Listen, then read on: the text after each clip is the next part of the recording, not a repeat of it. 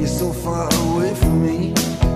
See, you've been in the sun and I've been in the rain, and you're so far away from me. Depois de mais alguns dias, vamos para mais uma parte da história. Como vocês podem ver, eu fiz uma gambiarra nova aqui para o microfone, porque aquele ganchinho que tinha colocado lá ficou totalmente ridículo, né? O trem ficava balangando ali, parecia... bem aquilo que você pensou mesmo, né? Tá? Então fiz uma gambiarra nova aqui, funcionando legal. Agora tá beleza, você coloca ele para trás, levanta, esconde, não incomoda. Só usa no momento de falar, né? Por exemplo, agora eu tô gravando, então ele tá aqui próximo para conseguir pegar o som, né? Conforme vocês podem observar. Tecnologia é outra coisa hoje, né? Na época do... Cadê o bicho aqui? Na época disso aqui não existia isso aqui. Pois é. Bom, vamos em frente então, tá? Como vocês sabem também, eu tô com uma rádio online, né? É só acessar o voxnoticias.com, tá? E aqui tem o play para vocês ouvir, né? Ó, tá rodando.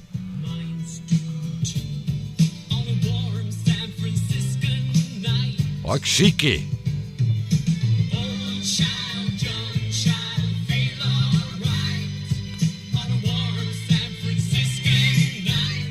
Tá bom, tá. Então é o seguinte, a rádio está rodando aqui no notebook. Eu uso esse aqui para jogar paciência. Quando não tem nada para fazer, né? Claro, óbvio. E quando tem os programas com locução, então, que é das 5 às 7 da noite, faz alguns dias que eu não estou fazendo, é muita correria também, aí é coisa de doido, né? E das 10 até a 1, daí eu paro lá e passo aqui, né? Que daí fica mais prático para trabalhar, até porque todo o microfone, a mesa de som, tudo tá ligado neste computador aqui, então à noite não tem nada. Claro que se eu arrancar os cabos de lá, colocar cabo de microfone aqui, tudo aqui, dá para trabalhar tranquilo, como eu já trabalhei aqui, né? O programa que roda é o mesmo, tá? Então eu só desligo aqui, ligo aqui, questão de 5 segundos, eu troco o equipamento, né? Troco o transmissor e mando bala. Bom, eu nem me lembro onde que nós paramos, eu acho que nós paramos lá na época da Rádio Elite, aquelas histórias lá, né? Do encontro, do Jonas que quis me assustar, foi por aí mais ou menos, né? Então agora vamos seguir em frente aqui com mais uma parte da história. Em setembro de 1984, eu saí da Rádio Difusora Elite, ou a Elite FM, como é conhecida, e fui tocar o caráter experimental da Rádio Itapuã de Pato Branco. Setembro, outubro, aí, se não me falha a memória, deu alguns problemas na liberação dos papéis em Brasília, aí foi tirado do ar mesmo do caráter experimental. Voltamos no finalzinho de novembro e, se não me falha a memória, em 4 de dezembro, alguma coisa assim, entrou no ar definitivamente. E eu tenho a honra de comunicar a vocês, embora muitos não saibam, eu, Roberto Bonato, fui o primeiro locutor oficial da Rádio Itapuã. Por quê? Porque quando entrou definitivamente no ar, eu fazia o programa sertanejo das 5 horas da madrugada. Então, oficialmente, eu fui o primeiro a falar com a rádio legalizado. Quando foi liberado, eu fui o primeiro locutor da Rádio Itapuã de Pato Branco. Foi uma passagem rápida, depois eu fui convidado para integrar a equipe de esportes da Rádio Pato Branco, antiga Rádio Pato Branco, hoje é a Rádio Cidade, e também fazer alguma programação. Não tinha lá tanta experiência, mas, quer dizer, como foi feito o convite, por que não trabalhar com pessoas que tinham um conhecimento maior, e com certeza você vai aprender e vai criando bagagem. Tanto que eu disse num vídeo anterior que eu troquei uma montanha de rádios, e eu explicaria por quê. Porque eu acho que você fica 2 anos, 3 anos, 4 anos numa emissora de rádio, nada contra quem está há 30 anos, 40 anos, 50 anos. Eu só acredito que, se você trabalhar com pessoas diferentes, você vai adquirir conhecimentos diferentes, você não vai acabar caindo naquela mesmice. Então, você trabalhando com pessoas diferentes, algumas, é claro, você vai desaprender, porque tem cada um aí que eu vou te contar, né? Mas você trabalhando com pessoas diferentes, com certeza você vai aprender coisas novas. E é uma bagagem que você precisa aí para a sua vida profissional, para a ascendência, é claro. Depende da pessoa que você trabalha, você desce também, né? E como tem. E não é só em rádio não que tem disso, viu? Bom, mas então eu passei a integrar a equipe de esportes da antiga Rádio Pato Branco, hoje é Rádio Cidade, e fazia um programa sertanejo da madrugada. Eu acho que era das 5 às 7 da manhã, das 6 às 7h30, eu não recordo bem o horário. Ali eu comecei a apresentar notícias efetivamente, aqueles noticiários de hora em hora. Aí eu fazia um outro programa com cartas de ouvintes do 12h30 às 2h30 da tarde. Era enorme a quantidade de cartas que vinham na época, isso já em 1985. Então naquela época, além dos carretéis, tinha outro. Esse aqui. Tá, pessoa que trabalha em rádio que é mais antigo sabe de que se trata isso aqui. O pessoal que usa esse aqui enfiado aqui, não sabe o que é isso aqui. Isso aqui é chamado de cartucho. Não é cartucho de espingarda, não é cartucho de revólver, não. E o equipamento que toca isso aqui é chamado de cartucheira. Então você colocava esse dito cujo lá, ele era aberto, né? Só tinha uma proteção para caber exatamente a largura aqui. Observem que um buraco tem aqui. É a mesma coisa que a fita cassete. A fita cassete tem um pino que fica girando e tem aquela rodinha de borracha que encosta para puxar a fita. Isso aqui é a mesma coisa. Só que era automático. O pino ficava aqui e quando você acionava ele para andar, aqui subia aquele rolo de borracha, pressionava e girava. Interessante a gravação disso aqui, porque ele tem 2 cabeçotes. É praticamente o sistema de funcionamento é o mesmo daqui. A fita é a mesma que se usa aqui, só que tem um detalhe. O dorso, ou seja, as costas dela, tem que ser grafitada, porque ela é toda enrolada aqui, tá? Ela é toda enrolada aqui, então ela precisa que as costas sejam grafitadas para ficar liso, para ele deslizar.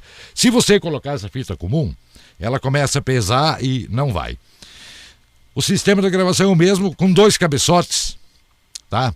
Então, o primeiro cabeçote, digamos, ele dá um bip no canal de baixo, na parte de baixo da fita. Esse aqui começa a gravar. Por que é dado um bip aqui? Porque aqui, digamos, é o começo e o fim da fita. Ela é emendada aí com... existe uma fita especial, mas fita durex também emenda na boa, já quebra galho e funciona bem. Chegando o bip aqui, aliás, o bip parte daqui, quando você liga ele dá um bip. Quem trabalhou em rádio sabe que escuta esse bipzinho. Talvez o ouvinte de casa não se apercebesse disso, porque ele não entendia o que se passava, não dava atenção para aquilo. Mas a gente que trabalhou na gravação, trabalhou na técnica de som, trabalhou com locução e estava direto ligado, a gente sabe que quando solta aqui ele dá o bipzinho, bip, certo? Então o bip partia, entrava, rodava todo, quando chegava aqui o bip batia nesse cabeçote de cá e parava. Por que ele parava? Porque esse aqui já ia começar a reproduzir. Então quer dizer, foi um avanço, tá? Do rolo pro cartucho. Você colocava só o cartucho, tirava, já estava no ponto, era só pôr de volta e colocar a rodar. Então era uma facilidade enorme. Então quer dizer, aqui já evolui um pouco. Deixa eu ver se eu tenho uma chave de fenda, depois eu vou dar um jeito nisso aqui. Pera aí.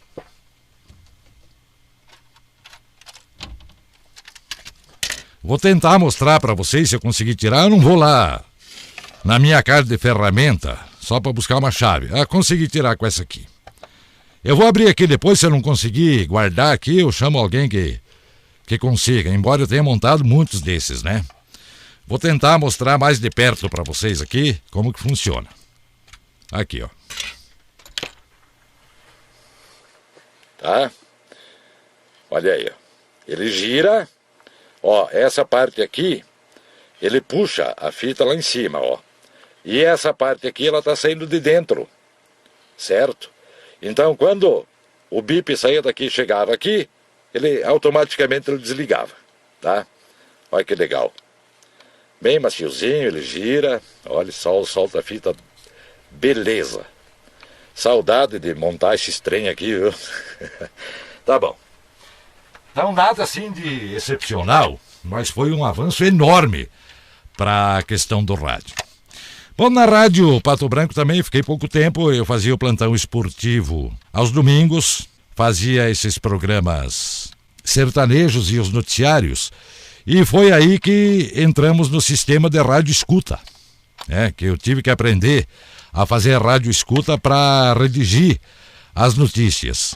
Então, na época, era usado isso. Então você sintonizava Globo, Tupi, Rádio Bandeirantes, Guaíba, Gaúcha, você colocava um gravador com uma fita cassete. A fita cassete eu já mostrei, tá por aí, não sei onde. Tá por aí, guardado. Você colocava a fita cassete e colocava o rádio lá e colocava o gravador aqui para gravar. Depois você tirava o gravador de lá, quando acabava o noticiário, voltava a fita, fone de ouvido, máquina de escrever na frente, papel, ouvia e passava para o papel. Ouvia e passava para o papel. Voltava a fita, uma descarga, né? Sabe que quem escuta a rádio é mais antigo, sabe que a rádio de ondas curtas, ondas tropicais, ela vai e vem. Às vezes você não entendia a palavra, você tinha que voltar, ouvir, até você pegar o sentido da notícia para não cometer gafe nenhuma. Como eu sei de gente que cometeu muitas gafes ouvindo, querendo fazer depressa, né? Cometeram vários erros, né? Grotescos, pode-se até assim dizer. Passado nisso, essa Rádio Cidade, nessa fase, eu fiquei a Rádio Cidade hoje, a Rádio Pato Branco, que era na época, 1985, eu fui trabalhar na Rádio 12 de Maio de São Lourenço do Oeste, com o senhor Círio Hippler, né? Lá eu conheci o Paulo Hippler, era o filho do seu Círio. Conheci o Daniel Hippler, também grandes amigos, os dois até hoje. O Daniel se deu muito bem, foi vereador, foi eleito vice-prefeito, hoje trabalha em Brasília. Eu conheci o Daniel, ele era assim, e já sabia negociar na época, né, Daniel? Eu lembro da negociação que você fez com o seu pai lá.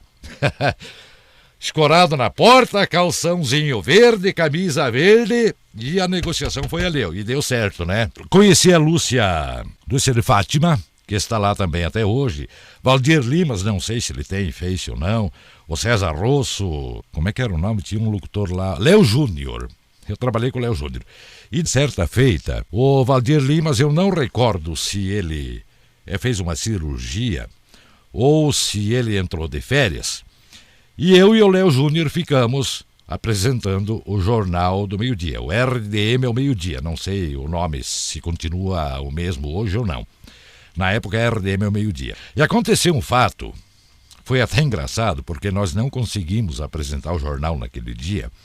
E esse fato eu vou contar no próximo vídeo, porque se eu for contar com os detalhes aqui, vai demandar de mais tempo e não vai dar para postar no YouTube, né? Então, dando continuidade, hoje nós falamos, já saímos da Elite, fomos para Itapuã, primeiro locutor oficial da Rádio Itapuã de Pato Branco, tá?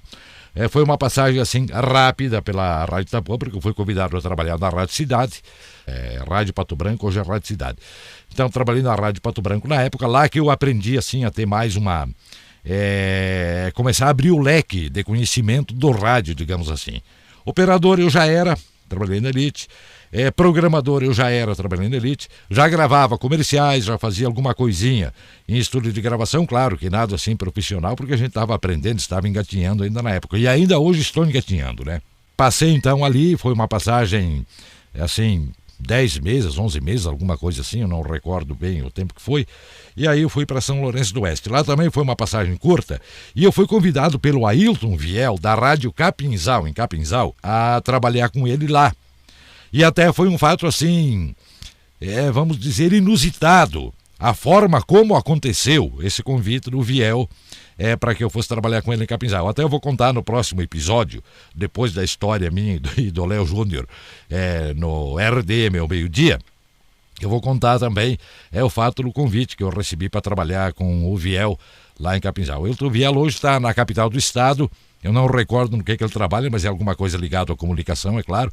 Eu vou ver no Face aqui e no próximo episódio eu estarei contando então a vocês, tá certo? Então tá aí, beleza? Daqui a pouquinho eu volto.